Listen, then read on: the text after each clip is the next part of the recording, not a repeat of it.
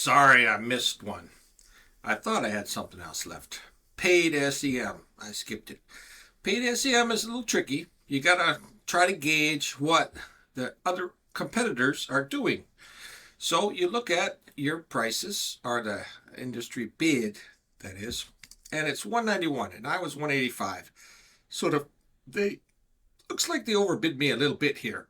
So I have to go back to the previous slide or quarter, and I see the prices was 171 or 105 here, and they dumped it 24 cents, and this one about 20 cents. So I need to go at least 25 cents over this new industry average to have a good shot at getting some placement in the bids and winning some bids. So I'm going to go 25 cents over. So that would be about 215, and this one would be about 155, and this one 25 cents over, 245.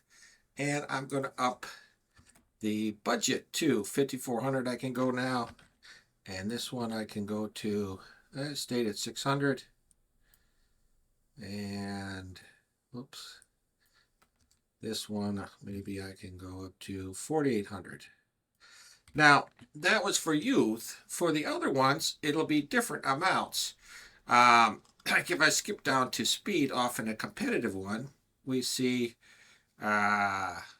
it say, oops, we go back, and in quarter 5, paid SEM was 195, and now it's 240. So I bid higher, so I didn't get overbid, but it still went up about 50 cents. So I'm going to go to 310.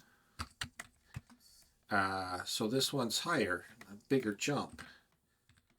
And each of your brands will have different amounts.